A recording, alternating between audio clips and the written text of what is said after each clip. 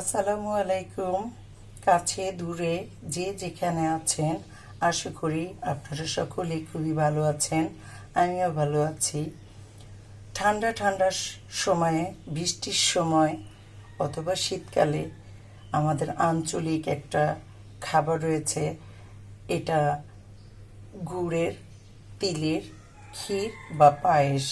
আমি আজ সেই গুড় দিয়ে তিল দিয়ে রান্না করে দেখাবো আপনাদের আজ। তো আমি আজ খুব মজা করে গুড়ের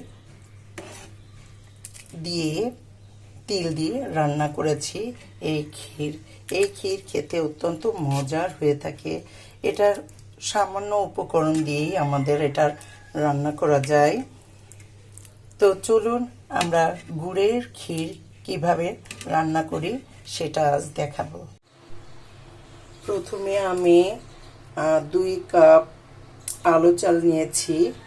এই আলু চাল হলো খুলনার আলু চাল, এটাকে অনেকে ভাইটাল চাল বলে। তো আমার এই তিলের ক্ষীর রান্না করার জন্য আলু চালই লাগবে। আলু চাল দিয়ে তিলের ক্ষীর রান্না করতে হয়। আমি এখানে 2 কাপ চাল নিয়েছি। এই চালটাকে প্রথমে ভালো করে ধুয়ে নিব। তো আমি এখন ধুই ভালো করে।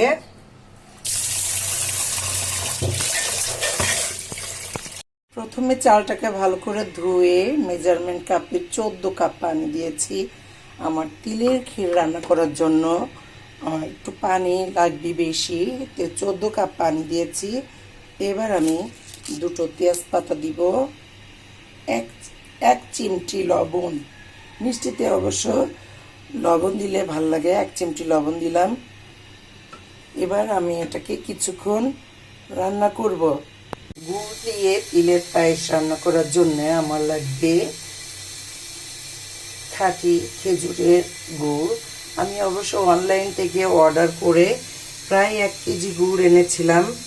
এই গুড় দিয়ে আমি গুড়ের পায়েসটা রান্না করব। এখানে 1 কেজি গুড় আছে। এই গুড়টা আমি এখন দিয়ে দিব। এখানে আমার প্রায় 1 কেজি গুড় আছে। এই সম্পূর্ণ গুড়টা আস্ত, এই জন্য শুরুতেই আমি গুড়টা দিয়ে দিব। এটার মধ্যে আমি দিয়ে দিলাম। আস্তে আস্তে গুড়টা গলতে থাকবে আর ক্ষীর বা পায়েসটা আমার রান্না হতে থাকবে। তিলের ক্ষীর বা পায়েস এটা রান্না করার জন্য অবশ্যই আলো চাল ব্যবহার করতে হবে।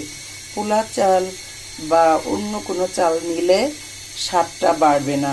আলো চাল দিয়েই তিলের ক্ষীর বা পায়েস রান্না করতে হয়।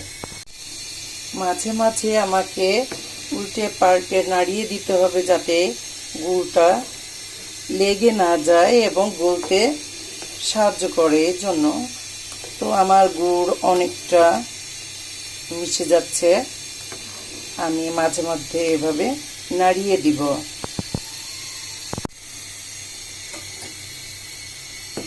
মাঝে মধ্যে আমি এভাবে নাড়িয়ে দিয়েছি। এখন দেখা যাচ্ছে গুড়টা সম্পূর্ণ পানি এবং চালের সঙ্গে মিশে গেছে। এভাবে গুড়ের পায়েস বা তিলের পায়েসটা রান্না করতে আমার সময় লাগবে আধা ঘন্টা। তো আমি আধা ঘন্টা ধরে এটা রান্না করব। 20 মিনিটের মতো আমার রান্না হয়ে গেল। এখন আমি এখান থেকে তেজপাতাটা উঠিয়ে ফেলব।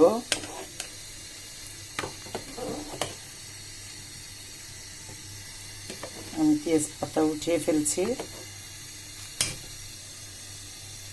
এবার আমি 2 কাপ নারকেল আমি এটার মধ্যে দিয়ে দিব।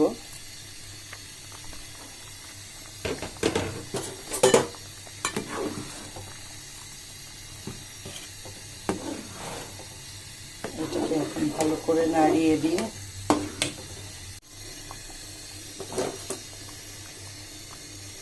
তিলের ক্ষীর বা পায়েস বলেছিলাম, এটাকে তিল বলে। আমি এখানে 2 টেবিল চামচ তিল নিয়েছি। এই তিল আমি এখন এটার মধ্যে দিয়ে দিব।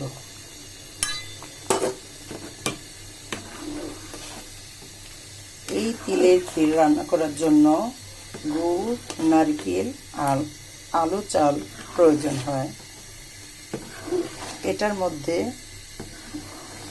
গরুর দুধ বা গুঁড়ো দুধ দিতে হয় না, শুধু নারকেল আর তিল, গুড় দিয়ে রান্না করা এটা অত্যন্ত মজার এবং সুস্বাদু হয়ে থাকে। এটা আমার দাদি রান্না করতো, খুব মজার হয়ে থাকতো, আমরা সকলে খুব মজা করে খেতাম। তো এভাবে আমার আরও 10 মিনিট রান্না হবে। 10 মিনিট হয়ে গেল, আমার রান্না হয়ে গেছে। আমি মিষ্টি ছেঁকে দেখেছিলাম, মিষ্টি ঠিক আছে। আপনাদের কাছে যদি মিষ্টি আরও বেশি লাগে সেই ক্ষেত্রে আপনারা চিনি ব্যবহার করতে পারবেন। তো আমার রান্না হয়ে গেছে, আমি এখন চুলাটা বন্ধ করে দিব।